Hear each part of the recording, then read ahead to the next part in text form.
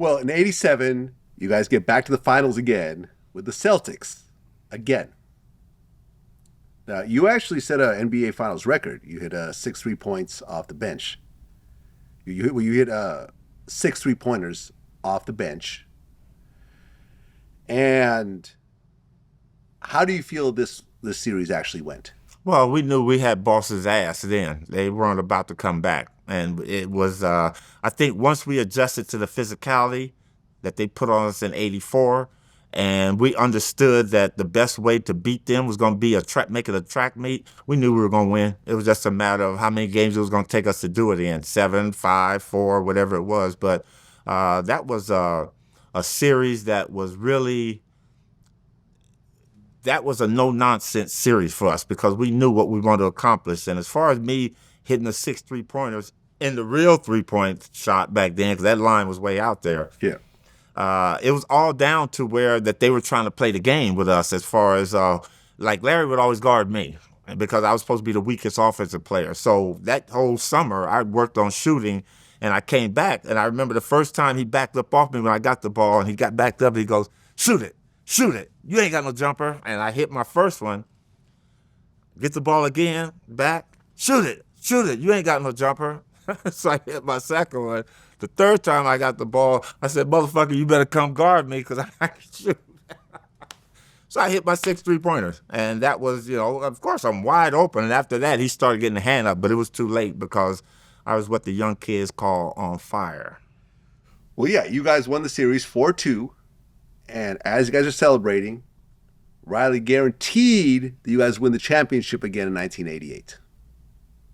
I mean, this was a big year. This was the year when Kareem set the all-time NBA scoring record, Yeah.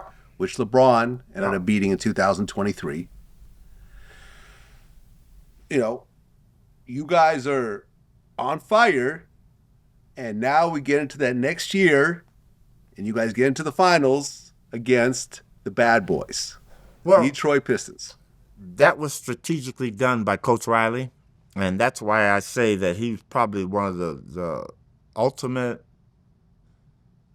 attention to detail, flashy coaches that I ever played for. When a team wins a championship, had we done in 85, and then we come back and we falter in 86 to the Houston Rockets again. 87 come back, we win. What do you do to prepare your team to go for that run? Now, at that point in time, no other team had ever went back-to-back in 16 years. The last team to do it was the Boston Celtics. Mm-hmm. So what way could Pat Riley get us fired up? And when he's up on there, the crowd's going crazy, and we're celebrating our championship, and he says, I guarantee you, what he did is he put us on notice that, okay, I'm going to be ready, you guys, and I need y'all to be ready. So that whole summer, usually when teams win a championship, you go off and you go on vacation with your family. You're gone like 3 or 4 weeks, a month, and you come back, you take your time. Everybody, when he said that, and we went into the locker room, and Coach Riley goes, you guys know, I'm guaranteeing. Yeah, Coach, okay. Everybody took 2 weeks off, and they were back in the gym. Magic, myself, Worthy, Byron, everybody. And we knew Kareem was going to be Kareem. I mean, he had his own way of getting in shape. AC Green, we all started working out really early that year. And one of the things was that we had a treadmill. You had to run a certain amount of miles on the treadmill.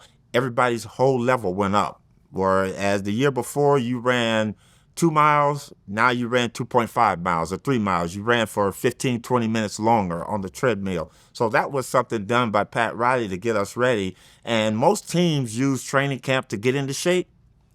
We didn't use training camp for that. We used training camp to get our game into shape. So if we're in shape, and that's what he did. And then we come back, who do we meet? The bad boys. Yeah.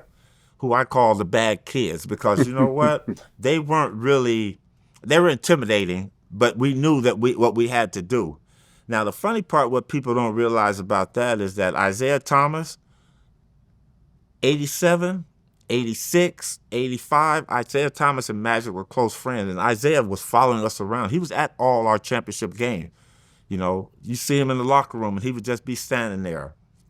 And I have talked to Isaiah since then. He got Coop. You know what? I was looking at what it took to be a winner. So when the Pistons put their team together. If you look at their team, that team was identical to us. They had James Edwards. They had Rick Mahorn. They had Bill Laimbeer.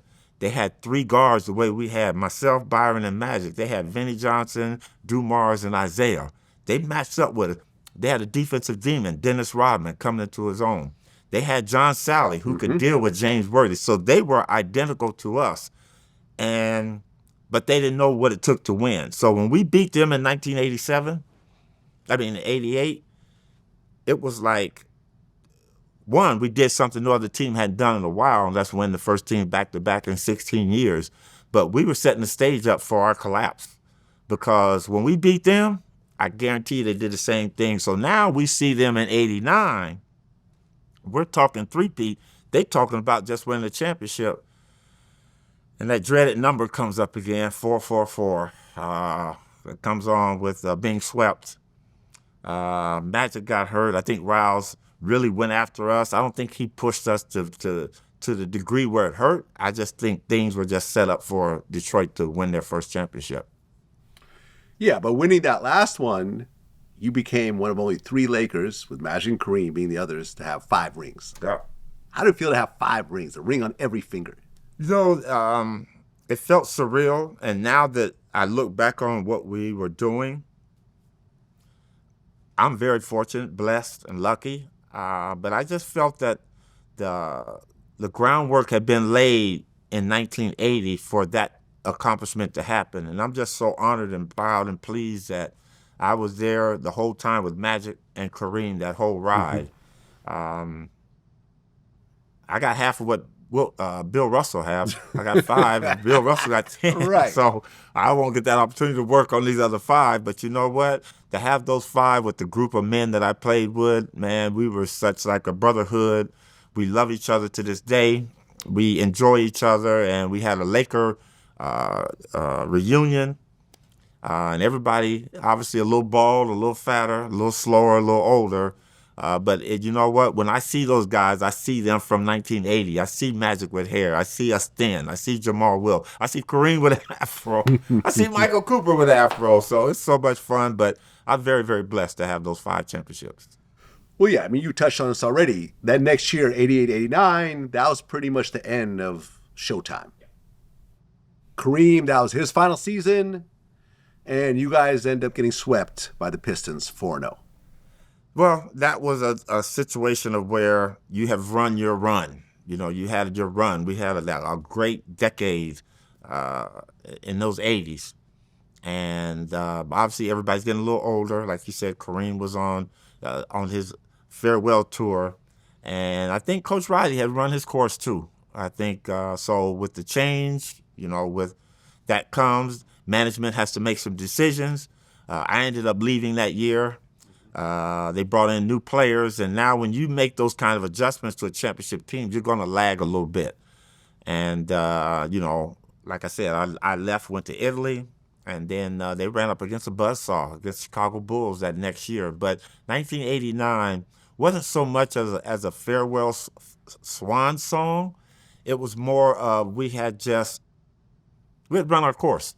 The Pistons were ready, man, and those guys were a lot younger than we were. And youth, basketball is a young man's game, and they took it to us, and that one hurts, though. I guess what's crazy is that when you look at all the finals in the 1980s, they all involved the Lakers or the Celtics. Every single finals, you guys ran the whole 80s. Isn't it crazy when you say it out loud? That is. But you know what? It goes back to has that ever happened during basketball history? I don't think so. But if you look at it, that's what I'm saying. Iron two teams iron. totally dominated. Yeah. And you had 2 swords coming into the league, Larry Bird and Magic Johnson. And all they did was get their own respectable teams ready to play against that other team. And that's what it was about. And that's why I say Magic Johnson and Larry Bird changed the NBA.